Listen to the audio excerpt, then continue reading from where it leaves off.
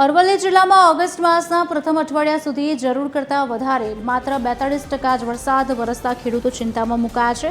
જિલ્લામાં કુલ 1,78,000 હેક્ટરમાં વાવેતર થયું છે, જેમાં સૌથી વધુ 80,000 હેક્ટર મગફળીનું વાવેતર સામેલ છે. પરંતુ વરસાદ ખેંચાતા અને ફૂગ ઈયળના રોગને કારણે મગફળીનો પાક ખેતરમાં જ સુકાઈ રહ્યો છે. ખેડૂતોએ વીઘા દીઠ 25,000 સુધીનો ખર્ચ કર્યો હોવા છતાં નુકસાન વેઠવાનો વારો આવ્યો છે.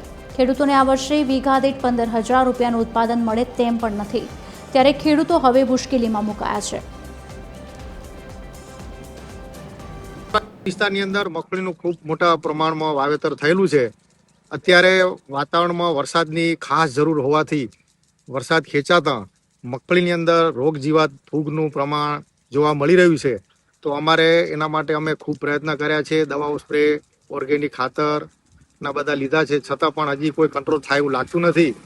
તો અમે સરકારશ્રીને કે કોઈ મદદ માટે અમે માગીએ છીએ એવી અમારી વિનંતી છે.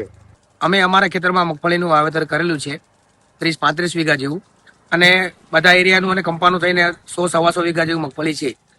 અત્યારે વરસાદ ના આવતા મગફળીમાં રોગ જીવાતનો પ્રશ્ન વધારે છે, ફૂગ વધારે છે, અને અમે અમારી રીતે કૃત્રિમ પાણી પીવડાવીએ છીએ ફુવારા પદ્ધતિથી. તો સરકારને અમારી એ વિનંતી છે કે અમારા વિસ્તારમાં, અમારા એરિયામાં કોઈ પાણીનો સ્કોપ નથી, કેનાલ નથી, તળાવ કોઈ ભર્યા નથી. તો સરકારને નમ્ર વિનંતી કે અમારા વિસ્તારમાં, અમારા એરિયામાં પાણીની કંઈક વ્યવસ્થા કરે અને ખેડૂતનું કંઈક સારું વિચારે.